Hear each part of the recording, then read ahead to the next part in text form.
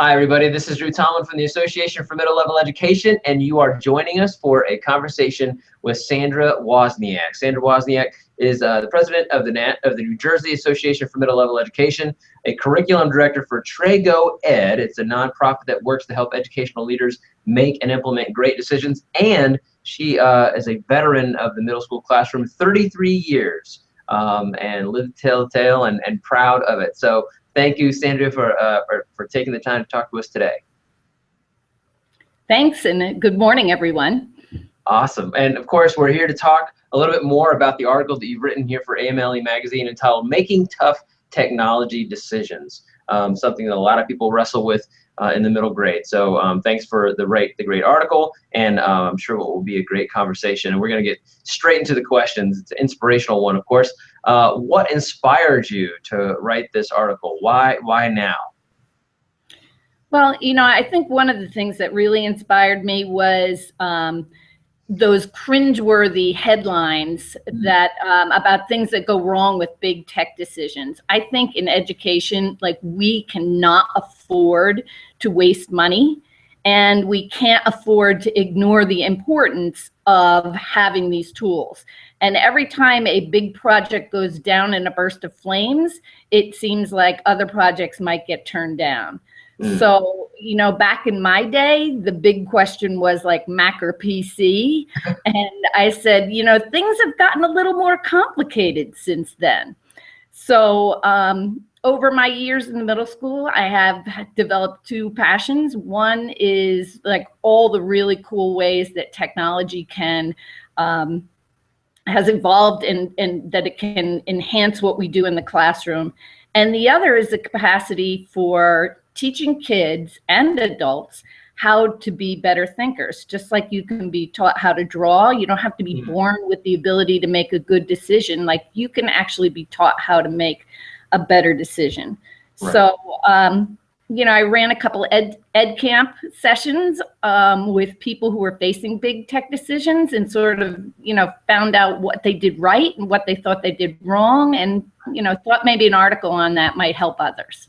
Awesome. We appreciate you bringing your two passions together. That, like you said, that technology and helping folks, both students and adult learners, be better thinkers. And technology should be a tool to promote better thinking. So thank you for that moment.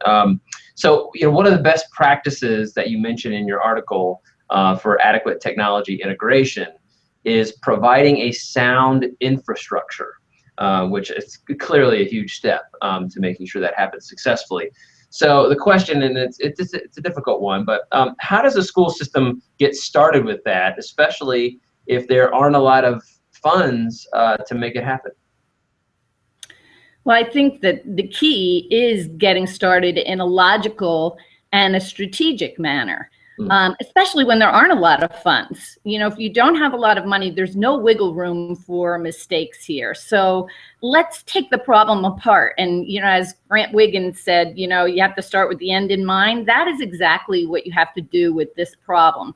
You really have to start with, what do you want the technology to do? What changes do you want to see in the classroom? What technology will support that, and then what do you need as your infrastructure to support that? You need to look at your infrastructure now. Is it solid? Is it stable? Is it fast? Is it reliable? And then figure out what you're going to need to support your vision.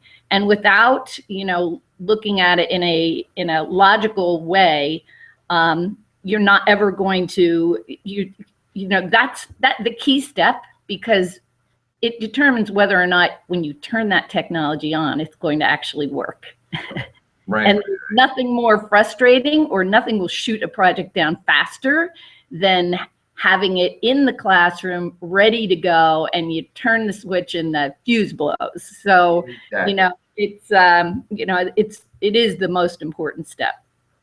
All right, excellent. So another thing you mentioned in your article, so you provide that infrastructure, but then you need to involve the voices of different stakeholders to help make those tough technology decisions. And one stakeholder that we want to make sure we involve is our students and families. in terms of gathering those stakeholders and technology decisions, how important is it to include students and families, and how do you go about choosing the best people for that job to help you make those decisions? Well, I think when you're making a big decision, who gets in on it you can use two questions. One, who's going to be impacted by the decision? And two, what expertise is needed in the room? And certainly when it comes to who's going to be impacted by that decision, the students are number one. It is, that the bottom line is that technology is for them and it is for their learning. And you don't want the parents and students to become obstacles to the success of the project. Right. So by including them in on the, on the bottom line here, and in on the decision making, you ensure that they understand why the decision was made, how the decision was made, and you would probably choose parents and students that have communication skills, or that have ways to communicate so that the positive word will go out. And you don't necessarily have to choose people who agree with what you think you're going to do, because sometimes it's best to have people that don't agree, because then you can address their needs and concerns as you go through. So when you have your decision, you have all of the right reasons all lined up, and you've addressed ones that didn't fit in. Right. And it goes back to what you said at the beginning about your wish to have better thinkers, create better thinkers. So if you have people who push you to think about technology use in a different way, then you want those better thinkers there to make you a better thinker as well. So it's a nice synergy there with that work. And of course, like you would say, with keeping their voices in the mix throughout the year. So not only involving their voices in the decision to use technology or what kind, but how do you keep their voices involved like throughout the year? And I think using different perspectives is important to any decision that you make. And so, when there should be some sort of a board or panel or something where, our principal used to have like a committee that, and just in general on issues that the school was going through.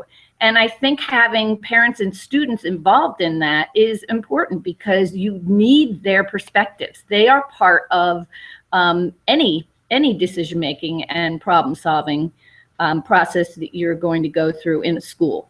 They're integral part. Excellent, excellent. So, in addition to technology decisions in terms of what devices or what apparatus to have in the classes and in the schoolhouse, another obviously key part of that implementation is professional learning for technology. So what's the best form of professional learning when implementing a technology initiative? What should it look like? Who should be leading it?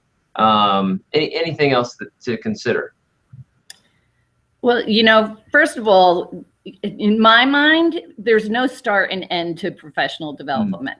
It has to be ongoing. It has to be never ending.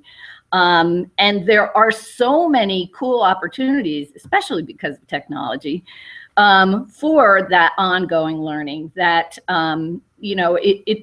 there shouldn't be a program that goes with this. It just should be automatic part of our lives in education. Right. I believe that schools should send out their most passionate learners to as many conferences as they can. And because those people are going to be the ones that come back fired up and ready to share. And I think that every building should have people that are turnkey people or coaches or whatever the model, but people that are passionate and hungry and will come back with lots of ideas. And I think inside the schools, it is crucial for us all to open our doors. I really think that we need to visit the teacher next door, and we need to be able to invite the teacher next door into our classrooms and support each other. I think professional development, just like any other education, should be individualized. Mm-hmm. Nobody should have to sit through the beginning Google Docs thing that has already gone through Google certification. You know, we should be able to now, of course, with technology, to assess teachers' needs and address those needs, either through coaching or mentoring or just walking next door and helping each other. Very right. It's just like Michael Fullen said, it's about deprivatization, right? It's about breaking down those silos in education. So we learn, like you said, and it's as simple as opening your door and walking in someone else's classroom and seeing how they're using technology and asking good questions, being a better thinker. So, all right, your last question, and hopefully it will also push you to continue to be a better thinker, Sandra. So here we go. If technology was a food for middle-level education, what kind of food would it be and why? You know, that's kind of an easy one for me because it's rice, because technology is a staple. And there are a lot of great things you can do with it and lots of ways to serve it up. And it can be the foundation from anything to stir fry to chili in all sorts of things, but it's not the main course. Right. You know, our content, our thinking skills are really what we are aiming for. And the rice is just the technology, it's just a staple, should be a staple in every classroom.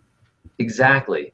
Wow. Okay. Great choice. And it's perfect because when you make rice the right way, it's sticky. So it holds together and can form a shape and that kind of thing. And other things can stick to it, whether they're curricular things or anything else you're working on in the school. That technology is that sticky tool, that rice tool that, so there you go. Wow. Well done. Well done. Thanks. Bravo. All right. So, well, gosh, thank you, Sandra, for taking the time to talk to us some more. Great article, great conversation about those tough technology decisions. Well done. Thanks, Drew. Thanks for inviting me. Well, of course. And of course, two things, ladies and gentlemen. First of all, thank you for checking out this article with AMLE Magazine and this Google Hangout. And then if you're interested in more from Sandra, we've got a free webinar with Sandra Wozniak on our archive that's been archived on our website. So check that out and learn more from her. So thanks again here from AMLE, where we help you reach every student, grow professionally, and create great schools. Thanks again, Sandra. Thank you. Bye.